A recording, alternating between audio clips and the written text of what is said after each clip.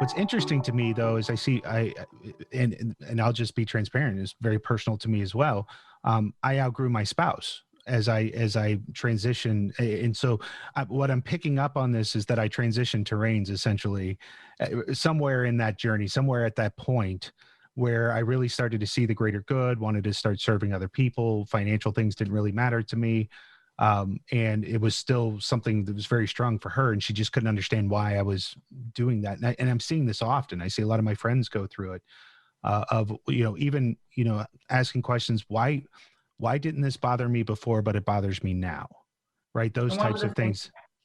Yeah, Go one ahead. of the things we really want to do is run some trainings for people. And one of the groups we want to train is relationship coaches, because it would be very helpful for them to understand, as well as personality differences, that there actually can sometimes be terrain differences. And as one person shifts, the other person may not, because people's journeys don't go at the same pace. And that can create problems, exactly like what you're talking about. So we're really actually very excited about training some relationship coaches in this stuff. I'm watching a lot of people graduate into different terrains and outgrowing spouses or relationships or whatever.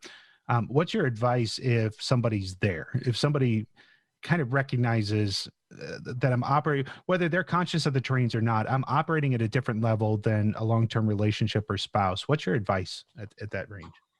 Well, I think the best advice is to the first thing to understand is that really at each terrain the person is coming from a perspective, a worldview, as you're indicating, that is looking to help them feel safe, safe in themselves, safe in the life around them, just safe in their world. And so if you got two spouses that are one shifting and the other is not, it's because the one is feeling like they are ready to expand and take on a new perspective and feel safe in doing that, and the other spouse may not yet be ready to or not feel safe to go on that journey. And so it's really a matter of one of two things.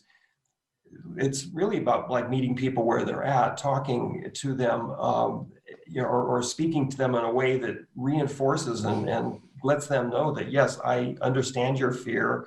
I understand how this is feeling.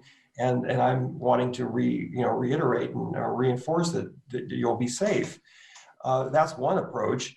And the other approach is that, well, we are growing differently, and it's maybe our cycle in this time is complete, and it's time for us to evolve in new directions. And so this is a very personal choice, but you want to look at it from a place of taking ownership of it and saying, well, either I'm not understanding you and I need to be more compassionate, and that's where learning about terrains and learning about other people at their point is allowing you to be more compassionate, and that could save the marriage. Or you may both just come to a realization that, well, it's time that the cycle is done, and it's time for us to evolve in a new direction. Did you want to say something real quick, Tony, to that? Or I was going to say also it's going to depend on what the two terrains are of the two yeah. people. This will play out completely differently between a couple at square and spiral, or between a couple at square and diamond. Because, for example, the coherence-based terrain spiral, at that point, there is really not much judgment left. And so someone like that could be in relationship with anybody, no matter how they see the world, and it wouldn't bother them. Whereas two people who are in one of the first 5 terrains, where it's much more like, I'm much more in my own beliefs, and I'm a bit challenged by people who see the world differently. Like, it's not as comfortable for someone at the first 5 terrains to try and live with someone who sees the world radically differently from them. Yeah. And so it really depends where you're at.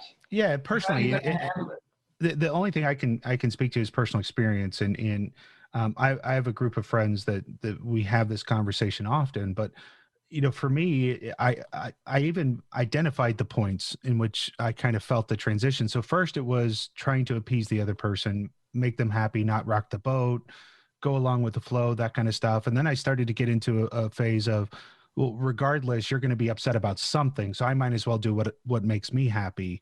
And then realizing that doing what makes me happy is serving other people and making them happy, I shifted out. Yeah, and traditionally people, when that culture was at square, people stayed in marriages, even if they weren't that happy, because it was a done thing, it was expected. And square is a terrain of role. So people are playing a role because it's expected role, and everyone's functioning together as a smoothly running system. You know, at Diamond, people are about their own journey and their own path. And I'm going to stay if it's nourishing me and it's giving me energy and it's good for me and I can serve the planet from here and I can make a difference. I can change the world. They're not going to stay in something just because it's their role or because it's expected. So this is why the divorce rate has skyrocketed since we've moved into Diamond, and everything's been thrown open, gender and the kind of relationships and how we interact. And the whole thing's up for grabs now because it's a Diamond world. It's a post-truth world. Everybody's got their own opinion, their own ideas, their own theories, and we're all exploring our own paths. And so that's one of the things that shift as a society shift, as the prevailing terrain shift. So it doesn't just apply in our own households, it actually applies across our culture. So you may have experienced in your personal life that shift from the square kind of relating to Diamond, but actually as a culture, we've also had that shift over the last 50, 60 years. So it's been, you know, it's been a massive thing to influence society. And, you know, we're not creating this, we're just describing it. We've just found a map that describes it. It's all already there. And most people who come to understand this model, once they really get it, they look around and go, oh my God, yeah, it really has been playing out all this time. I just didn't have the words for it. It's kind of like gravity, you know, it was always there until somebody pointed it out and said, hey, look. And then when everybody saw it, then went, oh yeah, well, this is really what's happening with the 10 terrains. These are all here. And you can see it from anthropology. There's elements of other research that this is all an informed process. And it's once you see this, then you see the world. You'll never go back to seeing it. You can't not see it. It's like it's like riding a bike. You get it, you see it, and it just becomes part of your life. Mm-hmm. So for everybody listening, if you visit 10terrains.com, you can find out more about the 10 terrains, as well as 10terrains.com/quiz. You can learn about where you are and where you possibly could be going.